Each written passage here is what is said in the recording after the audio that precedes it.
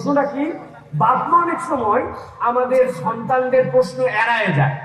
ছোট বাচ্চাদের ভাই এত প্রশ্ন করতে হয় না, চুপ করো, এগুলো কি বুঝো তুমি, এগুলো বলি না। সন্তানদের প্রশ্ন এড়ায় যাবেন না, এর জন্য আপনাকে ট্রেন আপ হতে হবে। আপনাকে বলছে আব্বা আমি মায়ের পেটে কিভাবে গেলাম, আপনি চিন্তা করছেন হায় হায় আমি এখন উত্তর কিভাবে দিব, ইজ্জত থাকে উত্তর দিলে। আপনার তো জ্ঞান নাই উত্তর দেওয়ার মতো, আপনি জ্ঞান চর্চা করেন।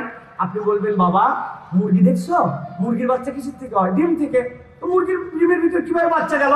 ও তাই তো। আপনি একটা বুঝ দিয়েছেন তাকে, মিথ্যা নয়, কিন্তু 100% ট্রুটাও তার বয়স হয়নি বলার মতো। আপনি তাকে একটা নলেজ দিয়ে দিলেন, আপনার মধ্যে এই প্র্যাকটিস থাকা লাগবে।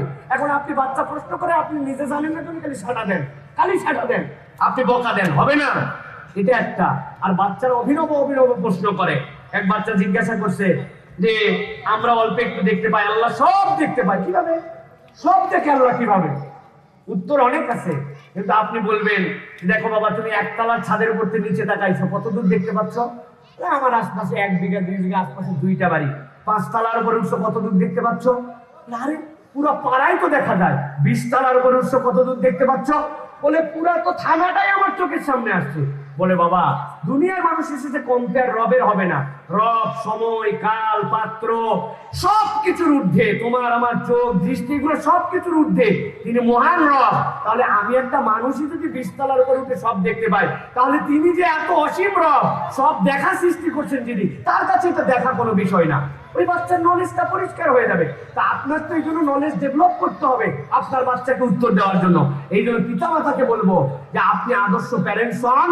কেবল খালি বলেন না যে হুজুর আপনার কাছে নিয়ে এসে দোয়া করে দেন আমার বাচ্চাটা যেন কিরাউলিয়া হয়ে যায়, এরকম কোনো দোয়া আবিষ্কার হয় নাই। ওই দোয়া আবিষ্কার হলে সবার আগে আমি আমার 3 মেয়ের জন্য দোয়া করতাম, ওই দোয়াই তো আমি খুঁজে পাচ্ছি না। আমার পরিবারে তো বাচ্চা কাচ্চাকে মানুষ করার জন্য হিমশিম খেতে হচ্ছে। অতএব এই জন্য বললাম যে পিতারা রেডি হন, সন্তানরা এরকম করে আমরা যদি আদর্শিক একটা সমাজ গঠন করার চেষ্টা করি, তাহলে ইনশাআল্লাহ আমাদের এই সমাজ পরিবর্তন সম্ভব। বাচ্চারা তোমাদের কাছে আজকে আর বেশি বললাম না, অভিভাবকদের জন্য শাইখ আহমদুল অনেক কথা বলবেন আমি জানি। আজকে আমাদের শিক্ষা ব্যবস্থায় এমন শিক্ষা ঢুকিয়ে দেওয়া হচ্ছে যে বাচ্চা কাচ্চার ঈমান হারা হয়ে যাবে। এই বাচ্চার জন্য অভিভাবকদের দায়িত্ব কি? বাচ্চার থেকে তো অভিভাবকের দায়িত্ব। 6 এর একটা বাচ্চা তেমন কিছুই বোঝে না, কিন্তু তাকে এমন বীজ ঢুকাই দেওয়া হচ্ছে, ওই বাচ্চা যখন কলেজে উঠবে ইউনিভার্সিটি যাবে তখন টের পাবেন যেটা আপনার জন্য ঢুকছিল সুই হয়ে বের হবে সামনে দিয়ে বিষ পোড়া হয়ে, ঠিক কিনা? এটা টার্গেট নেওয়া হয়েছে। এই টার্গেটের জনগোষ্ঠীকে রুখে দেওয়ার জন্য আমাদেরকে সচেতন হতে হবে। ইসলামের এই কৃষ্টি কালচার তাজিব তামাজ্জুন আপনার মধ্যে ঢুকাতে হবে। যারা বিভ্রান্ত কথা ছড়াচ্ছে তাদের বিভ্রান্তির জবাব যুক্তি দিয়ে তাদেরকে জানিয়ে দিতে হবে। আল্লাহ বলছেন তোমাকে মানুষ বানালাম, ছেলে বানালাম, মেয়ে বানালাম। ছেলে আর মেয়ে কোনো অঙ্গেই কেবল নয়, it's a genetic coding. X থেকে আসছে, এক্স ওয়াই থেকে আসছে। তো আপনি অঙ্গ একটা চেঞ্জ করে দিয়ে আপনি জেনেটিক কোডিং কিভাবে চেঞ্জ করবেন? আপনি পুরুষাঙ্গ কেটে ফেলছেন, মহিলাদের স্তন কেটে ফেলছেন, মহিলার যে প্রস্রাবের অঙ্গ চেঞ্জ করে ফেলছেন। আপনি তো অঙ্গ কাটছেন, আপনি তো জেনেটিক কোড পরিবর্তন করতে পারেন নাই। বুঝেন নাই? এখন অঙ্গ পরিবর্তন করে যেটা মহিলা, ও বলছে আমি পুরুষ হয়েছি। এখন পুরুষ কাকে বিয়ে করবে? কথা বলো। পুরুষ মহিলাকে বিয়ে, বলো পুরুষ কাকে বিয়ে করবে? ছিল নারী, মন কলা খায়, পুরুষ হয়েছে। এখন পুরুষ হওয়ার পরে পুরুষ কাকে বিয়ে করবে? নারী। আসলে যে পুরুষ হয়েছে বলছো কি পুরুষ হয়েছে? ও তো পুরুষ হয় নাই, ও আছে নারী, আরেকটা নারীকে বিয়ে করতেছে, সমকামের দিকে যাচ্ছে। ওনারা মনে করে আমরা বুঝি না, কিন্তু আমরা যেটা বুঝেছি এটাই বাস্তবতায় প্রমাণিত হবে। সতর্ক না হলে আমাদের জন্য কিন্তু বিরাট বড় বিপদ আছে, ঠিক কিনা? একটা মন কলা খায় 20 বছর পরে সে বলছে যে আমি আজকের থেকে আমি ঘোষণা দিলাম আমি আগে নারী ছিলাম, আমি এখন পুরুষ হয়েছিল। পুরুষ হওয়ার পরে কি করছে? নারীর অঙ্গ টঙ্গ এগুলো বাদ দিচ্ছে, অপারেশন করাইছে। অপারেশন করানোর পরে ডাক্তাররা বলছেন, বিজ্ঞানীরা বলছেন, যেই সকল নারীরা পুরুষ হয় অথবা যেই সকল পুরুষরা নারী হয় 98% এদের লিঙ্গান্তরে লিঙ্গ পরিবর্তন করে না। কেবল লিপস্টিক, ঠোঁট পালিশ, কিছু হরমোনিক্যাল এনার্জি নেয়, কিছু অবয়বে চেঞ্জ করে, শেপ চেঞ্জ করে, কিন্তু তার মৌলিকভাবে এটাই থেকে যায়। এখন উনি ছিল মহিলা, উনি হয়ে গেছে পুরুষ বলতেছে। এখন পুরুষ হওয়ার পরে বিয়ে করবে কাকে? মহিলাকে, কিন্তু আসলে সে মহিলাই আছে, আরেক মহিলাকে বিয়ে করতেছে। আপনাকে আমাকে মন কলা খাওয়ায় শেখানো হচ্ছে শরীফ শরীফার কথা বলেছি, এখানে হিজরার কথা বলেছি, এখানে কোথায় আপনারা সমকাম খুঁজে পেলেন? হুজুররা খালি একটু বেশিই বোঝে। হুজুররা বেশি বোঝে না, হুজুরদের এই দৃষ্টি শক্তিটা আল্লাহ রাব্বুল আমিন 100 বছর অ্যাডভান্স করে দিয়েছেন। আমরা যেটা বুঝতেছি ওইটা বিপদের কারণ হবে, এই জন্য আগের থেকে সতর্ক করতেছি। এই সতর্কতা আমরা না মানলে আমাদের সমাজ নষ্ট হয়ে যাবে, পরিবার নষ্ট হয়ে যাবে। আমরা ওই দিন যাওয়ার পরে টের পাবো আমাদের বাচ্চা কাচ্চারা আমাদের কথা শুনবে না, ঠিক কিনা? বাচ্চা কাচ্চাকে আপনি কেন শিখাচ্ছেন? ক্লাস 6 এর একটা বেবি বলতেছেন, কারণ আপনি তো বলছেন যে সে এখনো সাবালকই হয় না। সে রাত্রেবেলা পিকনিক করতে যাবে, রাত 12টা-1টা পর্যন্ত বাইরে থাকবে, কিছু বলা যাবে না। আপনি আপনার একটা মেয়েকে 11 বছর বয়স রাত 12টা পর্যন্ত বন্ধুদের সাথে পিকনিক করতে দিবেন আপনি? কিন্তু বলতে সেটা যদি আপনি না দেন তাহলে মানসিকভাবে সে কষ্ট পাবে। মানসিক কষ্টের কারণে আপনাকে বের হতে দিতে। আপনাকে কি শিখাতে চায়?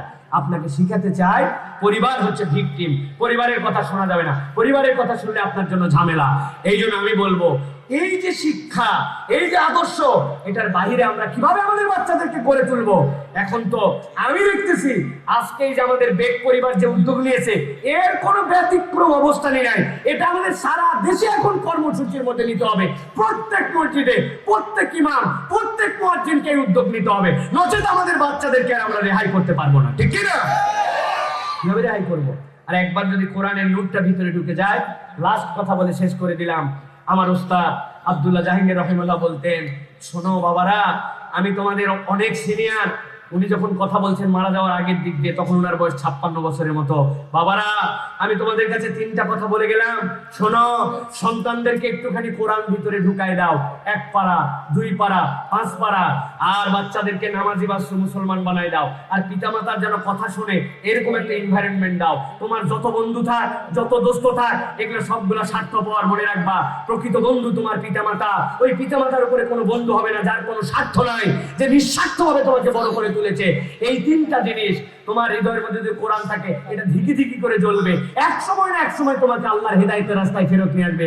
বাপ মায়ের কথা শুনেছো, এটা একটা অসীম দোয়া, সিলমোহরের মতো লেগে গেছে। তোমার তাকদীর অবশ্যই সঠিক ট্র্যাকে নিয়ে আসবে। আর নামাজ, ইন্নাস সালাতা তানহা আনিল ফাহশাই ওয়াল মুনকার, সালাতের আভ্যন্তরীণ এবং বাহিরের প্রভাব আছে, এটা তোমাকে অবশ্যই পাপাচার থেকে বিরত করবে। এই 3টা যার ঠিক আছে, তার জীবনে ঈমান মিলে যাবে ইনশাআল্লাহ। আমরা রাজি আছি ইনশাআল্লাহ? আমি সংক্ষিপ্ত সময় যে কথাগুলি বললাম, আল্লাহ এই কথাগুলির উপর আমাদেরকে আমল করার তৌফিক দান করেন। আর অল্প একটু সময় আছে, আমরা শাইখ আহমদুল্লাহর এর পরে কথা শুনবো। এই জন্য আমাদের মাগরিবের প্রস্তুতি আছে। বাচ্চা কাচ্চারা একদম পুরো বিকালটুকু এখানে থাকলে ভালো লাগবে না, 10 মিনিট হলে ওদেরকে একটু ঘুরতে দিতে হবে। এরপরে এখানে চমৎকার নাশিদ হবে, গজল শুনে তোমরা দেখবে কিরকম আনন্দ পাও। সকলে মিলে মাগরিবের পরে আবার চলে আসবে ইনশাআল্লাহ। এখন একটু টিফিন ব্রেক হয়ে যাবে ইনশাআল্লাহ। আমার জন্য দোয়া করো।